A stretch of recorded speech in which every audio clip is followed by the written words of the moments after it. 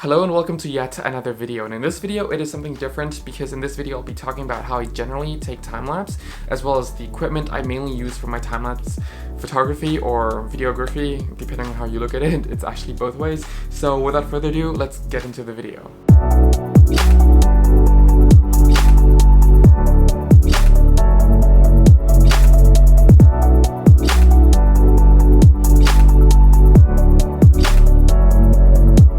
So first I would like to actually start off with my equipment because it's actually very simple and I don't really shoot a lot of professional time-lapse. I mainly shoot time-lapse when I'm traveling, doing vlogs, travel vlogs, little documentaries, things like that, sometimes short films as well.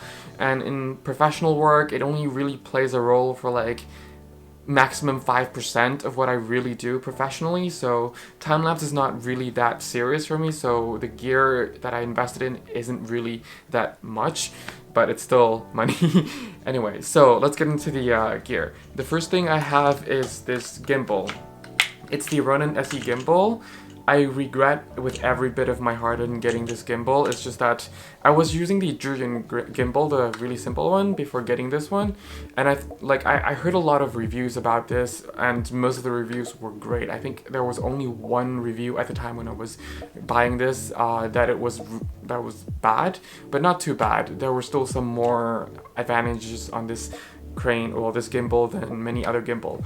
But after using it, it really let me down a lot because compared to my Julian, even the simple Julian crane gimbal versions, the Julian cranes were so much more reliable and keeps the horizon way more straight, at least until the next round of calibration. It keeps it more straight than this one. This one, after 2 minutes of using, even if I would balance everything correctly, whether it's with my heavy cameras or light cameras, it would still go off balance within just minutes, and the motor would overheat way too fast.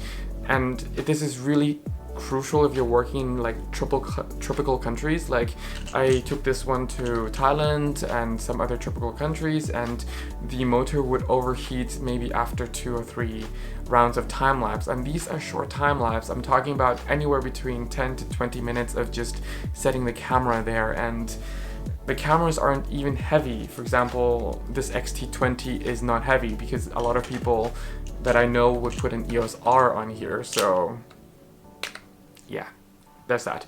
But enough of me ranting, but generally I would use this, and if I need it to be higher, I would also carry my travel tripod with me and then just screw it on here, because sometimes I cannot find the surface that's high enough or at the right height and at the right point of that particular spot to mount or to place this with this on. But I do carry this around because this is always very, very handy, whether it's just mounting this on the ground or just having it as an extra tripod for the camera in case I need to vlog or something. So this is always handy. And yeah, the footprint of this is too big compared to Julian crane system, and considering the price and also the weight load of it, but that's it for now. I'll talk about the general settings later after I finish talking about the camera. The cameras I 90 to 95% of the time have on this gimbal for time-lapse is actually this camera with this very lens. It's the 16 to 50mm lens. It's very cheap. I actually got this lens secondhand for like 90 euros. So, but for the quality I'm getting and for what I'm using, it's actually pretty good. This is the main camera I do have on here because I like the fact that I don't need an intervalometer remote to be able to shoot intervalometer shooting, and it can shoot both RAW and JPEG. Though if you're shooting with these cameras in pictures, like if you're shooting like real pictures and not just a intervalometer mode that you get on like your Canon M50 or something like that baked into a video file, you also have to set like, or at least remember to set the aspect ratio of the pictures correctly, so that when you bring your pictures after you're done with your time-lapse onto your computer, you don't have to like end up cropping or anything, because a lot of times when I first started time-lapse photography, like taking real pictures and not just one baked video files, most of the mistakes were just gone into the not setting the aspect ratio correctly for the pictures, because I love shooting 3x2, That's my favorite aspect ratio, and obviously for video, most of the time you use like 16:9, and when I first started time-lapse photography, I was using between the Micro Four Thirds system and my full frame system. The full frame, sometimes I really forgot to change from 3:2 to 16:9, but most of the time I really forgot about my Micro Four Thirds because that's 4:3, and it's, to me, I hate 4:3 images with all my heart. It's just a weird, not images, but like weird aspect ratio. I don't hate when other people use it, I just hate it when I accidentally set it to it, because to me, every time, it's just not my style, let's just put it that way. Anyway, so yeah, that's with this, and actually a lot of times I also have the 16mm f1.4 on here because it's a very sharp and versatile lens, and if I know I'll be getting into either really low light situation shooting, or if I'm getting into the situation where I'm shooting against sunlight, I will be using that lens, and it's actually in front of me right now filming me, so that's why I cannot show it to you. But it's an amazing lens at f1.4, and even at 1.4 for videos, the corners are still pretty sharp, and it's just a really sharp lens. And the reason I mentioned about this lens shooting against the sunlight is also because this lens is really horrible with the sun flare. The sun flare is just, at least to my taste, it's very distracting. Whereas with the 16mm 1.4, I lose the versatility of having the zoom range, but I gain so much on the optical quality on that lens. So yeah, I'm using it right now to film this video. Another lens I rarely use, but I still use, and I think a lot of people might want to use this lens as well, is the ultra wide. This is the Fuji version, it's the 10 to 24mm, and this is the X-T2. I maybe 1 to 2% of the time would use this X-T2, but without the grip, of course, and with a kit lens on here on the for taking time lapse on my gimbal, and it can handle it sometimes. It will definitely handle it here in Northern Europe weather during like fall, winter, autumn, fall, winter, spring. Yeah, so yeah, it will definitely handle it, but if it's in summer, my DJI Ronin gimbal just gets overheated sometimes, so yeah, I'm definitely looking to upgrade back to Julian crane system, and never again would I ever touch the DJI crane system unless they really fix their motor and, well, the overheating power system, as well as the reliability, and also there's like such a long setting up time of calibration, whereas other gimbals from Julian crane gimbal is just either you set up for a very short amount of time in the beginning, or the system just automatically synchronizes its motor with the weight of the camera, and then it just balances itself and just holds it for like hours, and that thing is like a beast for a lower price, and I just feel so stupid now investing in a Ronin SE. Anyway, that's that. The settings is roughly the same as my X-T20. Now, depending on where I'm shooting, meaning on like the situation, like if I'm here in Europe or if I'm in Thailand shooting, my settings actually changes, because the wind condition, the weather condition usually changed a lot, because for example in Thailand, the wind doesn't, like, it's not that strong, the wind, unless if you're talking about typhoon season, of course, but like if I would set up the camera here in Northern Europe, Germany, Netherlands, France, Northern European countries in general, the winds just come so fast at you, and the clouds are just moving so fast that if I set it to 1 or 2 interval shooting, you'll see huge dramatic movement in clouds over time. But if I'm in Thailand, I have to set it for like minimum of 5 seconds to start seeing a dramatic cloud movement once the whole video is put together, and I usually would have to wait around like minimum of half an hour to 1 hour in Thailand, whereas here in Europe I can just wait like 5 to 10 minutes if I just want to get a quick time-lapse shot, and set the intervalometer to shooting every 1 or 2 seconds, and yeah, half an hour to 1 hour just to get the similar effect of waiting for like 5 to 10 minutes here, sometimes 15 minutes here. That time already like counts after all the setup has been set, of course, because sometimes I need more time to set up certain heights, certain level, and adjust certain things, and just last minute deciding which lens to take or which height to take, sometimes that gets into a different effect, so yeah. But that's about the intervalometer. Usually I try to set it at the lower shutter speed of like 25th of a second, things like that, so there's a little bit of motion blur. But if I'm shooting at night, there's usually motion blur anyway. So if I'm shooting during the daytime, sometimes I'll put the effort of bringing my ND filter with me, but most of the time I try to look for a shade area, but otherwise I'll just shoot at a higher shutter speed and maybe add motion blur later, but most of the time I don't. But that really depends on how cinematic I want it to be. But then again, it's usually travel videos, things like that. If it's for client shoot, I definitely will be bringing the ND filter just to have that slower shutter effect, smoothness effect into the video so it looks more natural rather than jitterness. And now lastly to this camera, which I like, it's probably the last 3 or 4% of the usage.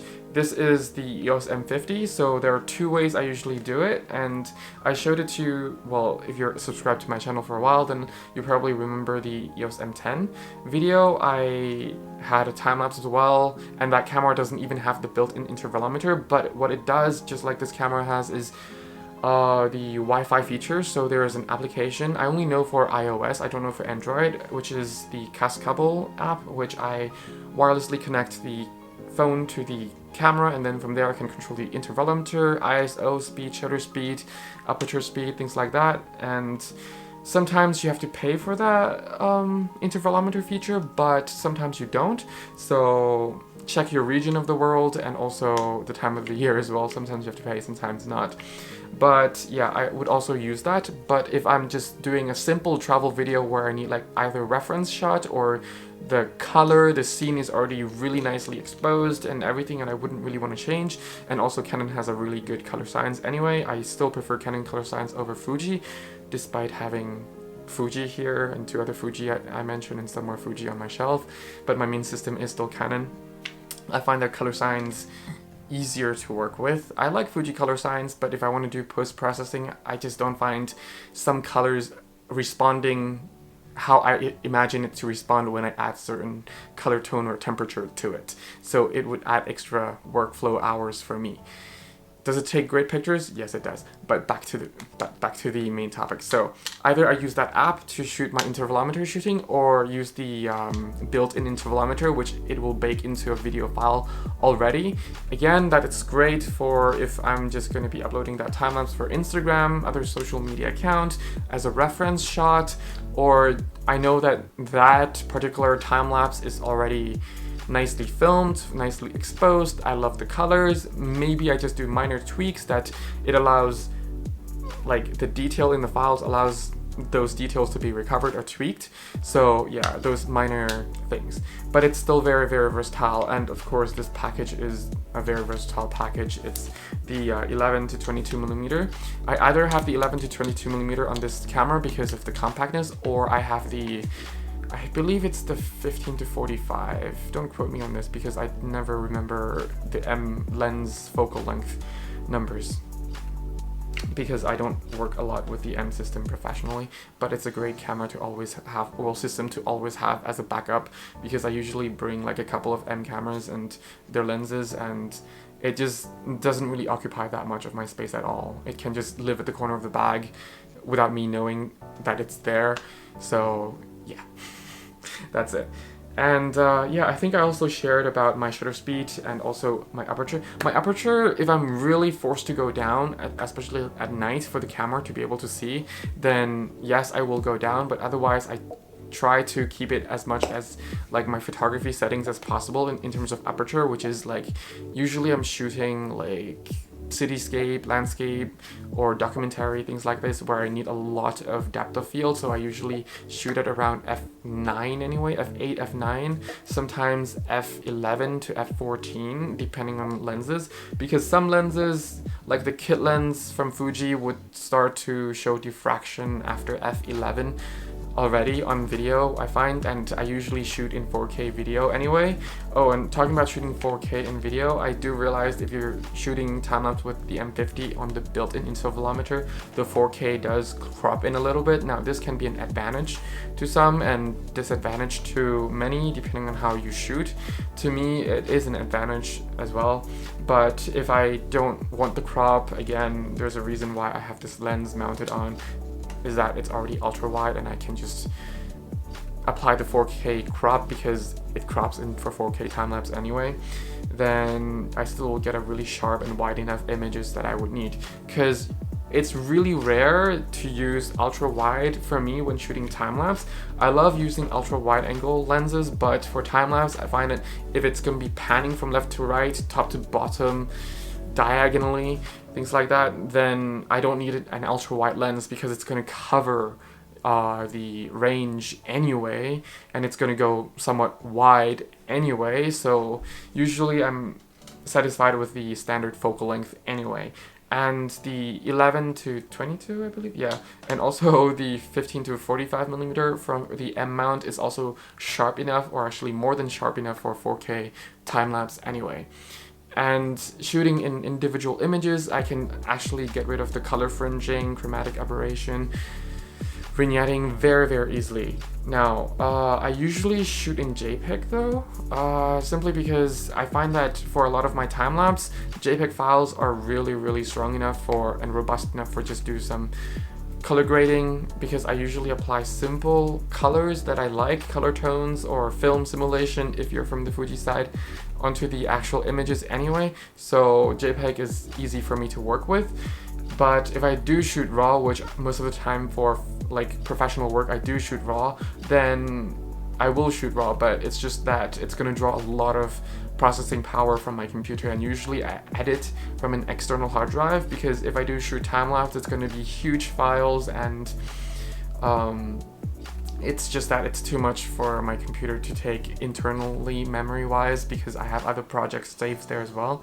So I usually have it edited from the external hard drive, and yeah, the export time is gonna be a pain in the neck though, because it's exporting back to, well, at least my workflow is it's exporting back into the actual drive itself, and it's using the actual software on the computer to render and export. I'm using Lightroom, by the way, and after Lightroom I compile all of the images in Final Cut Pro, and from Final Cut Pro I just export it as a video file from there.